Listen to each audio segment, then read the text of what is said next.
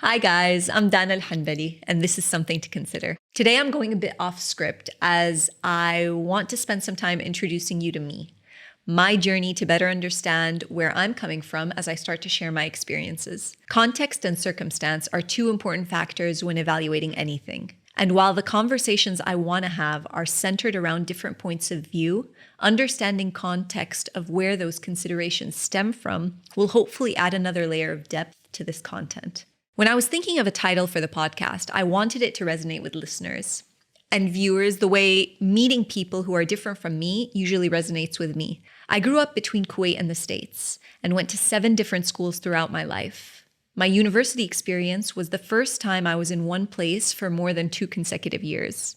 So you can imagine how much adaptability and adjustment were part of my skill set at a very early age. But I'm also addicted to planning. I like the feeling of having some sort of sense of control at how stages of my life unfold.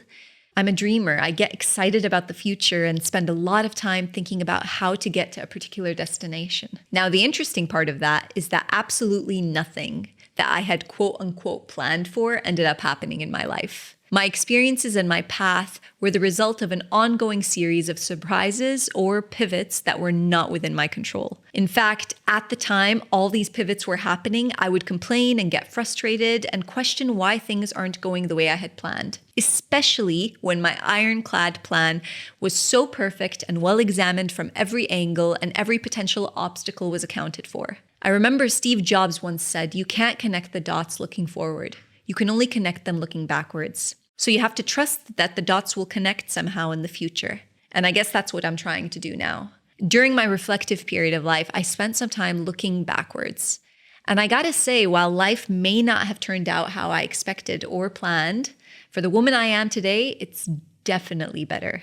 Better than I had intended, expected, planned for on all levels. So let's take a step back. Like I said, 7 different schools between the States and Kuwait. Fast forward to senior year of high school, I'm at the top of my class, summa cum laude student, finished my credits early, and had the option to graduate early from high school in Kuwait and start college in the States on scholarship from my dream design school. I was on top of the world. I ended up opting to stay in Kuwait the last semester of high school, and I ended up graduating with my senior class. This meant I had to defer my college acceptance a semester, and what that ended up doing was it opened my eyes to options of universities within the region. The American University of Beirut quickly became my first choice as it was an option closer to home in one of the best cities in the world. Fast forward to the summer before graduation and the war of 2006 in Lebanon broke out. Life takes me to my third choice of university in a city I had never heard of up until that point, and I officially enrolled at the American University of Sharjah. Spoiler alert, this decision that I hadn't planned for didn't factor into my vision and came as a result of very real disruptions that happened in life will later be labeled in my story, my life story, as one of the best decisions I've ever made. I look back on my time at AUS as some of the most transformative years of my life, specifically for these 3 reasons. For the first time, I was interacting with a predominantly Arab or Middle Eastern community that was broad and diverse in background, life experience, religion, and tradition. And although we all came from different cultures within the region, we shared similar values when it came to belief systems, how we were raised by our parents of the same generation, and more importantly, language. My Arabic got better as a result of those 4 years. And while I don't necessarily speak with one consistent dialect in Arabic, the breadth of my expression got bigger because of what I was surrounded by and exposed to in those 4 years. Second, I was introduced to what it was like to be part of a predominantly Islamic community. Now, obviously, I did grow up Muslim in a household and country of Muslims, but my exposure to Islamic practices was limited to how it was taught, shared, or frankly imposed on me. Like, I used to make it a point to get kicked out of religion class in school. That's how much I did not enjoy learning about it in that very structured, enforced practice. I didn't enjoy it. My religion was a constant in my life, especially when I lived abroad. I was always exposed to other religions, particularly Christian and Jewish communities. But being a Muslim was my safety net and what I associated with belonging. I could be anywhere in the world and could be around people that believed in different things, but Islam was always me, and I was always Muslim. But being in a city like Sharjah among so many Muslims and outside of the constraints of how it was being fed to me opened my eyes to what Islam truly is and how that can be expressed. And this was huge for me. This topic in itself is huge. I do want to eventually get into it. It deserves more of a deep dive, but truly it was an eye-opening experience. Third, I was in a safe little bubble physically on campus, but I also had a front row seat to seeing firsthand how the Middle East, more specifically the GCC, even more specifically the UAE, was going to completely change the game when it came to what it meant to be from the region. Economically, artistically, visually, spiritually. It was the beginning of the renaissance that you see in the entire region today, when it came to our evolution and redefinition as a culture. If you grew up like I did, this kind of excitement and progress and development was always associated with the West, and rightly so. There's so much that we learned from the West, so much that we've been influenced by. But to see that being brought home and redefined on our terms, yeah, that was exciting. It took the whole yes, we can mindset to another level of yes, we will. And now it's yes, we did. And the ripple effect of that renaissance is so evident in what we see in the region, in other countries today. And I'm just so proud of that. I feel lucky that I got to see that firsthand. So back to the story. I'm at AUS. I'm an interior architecture major. It's my foundations year. And by the end of freshman year, I find out that I didn't actually make it into the interior architecture batch of students that were going to move on to the second year, which for me was, I needed a moment, Remember, I'm Miss Dana, Miss Summa Cum Laude. I was about to graduate early from high school, and, a year into college, my grades couldn't get me into the sophomore class of interior architecture. This was a really, really difficult pill to swallow. So I was given two choices. One, I'd either go into design school, which meant switching my major to visual communication, which is more of a major that focused on graphic design principles, printmaking, photography, illustration, and that would mean that I would continue on to my sophomore year. Or I would finish all my prerequisite credits and redo my foundations year and try again for interior architecture next year, which would actually push my graduation date a year back. I ended up choosing to shift my major to Viscom. I ended up absolutely loving the major and the principles I was learning. Design through digital graphics, art, management systems, printmaking, illustration, photography introduced me to a whole new language of expression that I didn't have access to before. The beauty of studying an art-centric or scientific major is that the principles you learn can actually be applied to anything. For me, it was this education and form of expression that became my USP when I entered the business world. An understanding of how the business world works from a design perspective gave me great insight into brand building. Halfway through my third year, I started to feel like this wasn't how I wanted to spend my life. A lot of the work that we were doing began to feel like it was always behind a computer, and it was always centered around creating graphic identities. I wanted more. I liked being on my feet. I liked presenting. I liked talking to people. I liked the critical analysis part of design. I spoke to a professor of mine, and he suggested interning in a non-branding company. So being the avid overachiever I am, I did that a year before going into my senior year, except instead of one internship, I did two. So within a span of 3 months over the summer, I interned at a multinational advertising agency. I actually traveled to Lebanon to do it.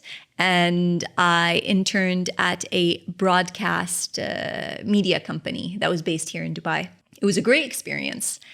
And the reason it was great is because I left with the realization of exactly what I did not want to do, which was such a good lesson. Learning what you don't want to do is just as valuable, if not more, than figuring out what it is that you do want to do. And that for me was a golden nugget of a takeaway. So second semester of senior year, I decided I wanted to try something else. Keep in mind, I was still in school. So I worked out a way where I would be in classes. I had my studio classes, which were 4 hours long. I would do that 2 days a week. And then 3 days a week, I took a part-time job in Media City for a period of 6 months, second semester of my senior year. The salary was 500 dirhams, which I took with the biggest smile on my face. 500 dirhams is like 40 KD, so about $100. And this is what I was paid on a monthly basis for 6 months. And really what it was for was to compensate for gas money from, going from Sharjah to Dubai. That being said, I loved it. I loved being around creatives. But I also took notice of another group of people who kept getting invited to pitch meetings that were focused on new business. And there was something really interesting about these people. I wasn't quite sure what they did, but it felt like that was kind of where I wanted to be. And they were the strategists. I wanted to get in on it no matter how. I needed to figure out how, with my skill set, I could figure out a way to participate in whatever it is that they were doing. The executive creative director at the time was part of a new business pitch team. And I was his 20-year-old designer sitting in the corner, collecting images for mood boards. I was literally the least significant part of his day. Another lesson: the most exciting opportunities sit with the people who underestimate you the most. And I wish I could repeat this to everyone. People underestimating you is an opportunity in disguise. It is an opportunity for you to get in places that you wouldn't get to if they really felt like you would do anything. So I heard this meeting was for new business in Kuwait. Of course, my hometown. Perfect. I have an in. And that was how I sold it. I went to him and I told him that. I followed him around all day asking, how do I get in on the meeting? He obviously ignored me and completely shrugged me off. But I was relentless in my interest and in my pursuit. He eventually turned to me and said, you can get into the meeting, but you need to go make me a cup of coffee. And there were people already in the office that he could have very easily asked to make him a cup of coffee. But this was very clearly a power play move. He was challenging me. So I stopped and I looked at this man who was twice my size in the eye and paused for a second. I was very clear in that moment what my response should be. And I said it. Do you want milk with that? Surprised by my response, he completely laughed it off and walked away. And with the biggest smile on my face, I walked into that meeting room, his coffee in hand, ready to sit in on the meeting. And I will never forget that meeting. Not only was I listening intently, I was taking notes and eager to participate in any way possible. At this point, I didn't have much background on the topic at hand, but I was always good at asking questions. My rule of thumb in any place that I'm in is that my presence will never be passive. And this was really something that I applied even in school, even in university. So while I didn't have the experience to provide insights for this project, I asked all the right questions. I was engaged, I stepped up, and I listened.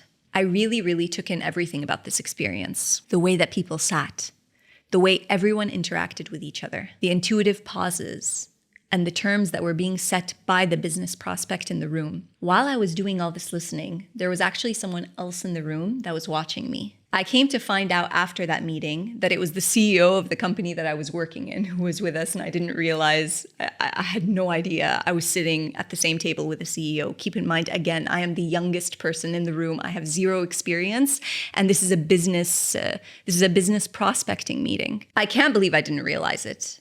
And as a result of that experience, he had decided that I was going to fly with him and my executive creative director at the time to Kuwait to pitch for this business in person.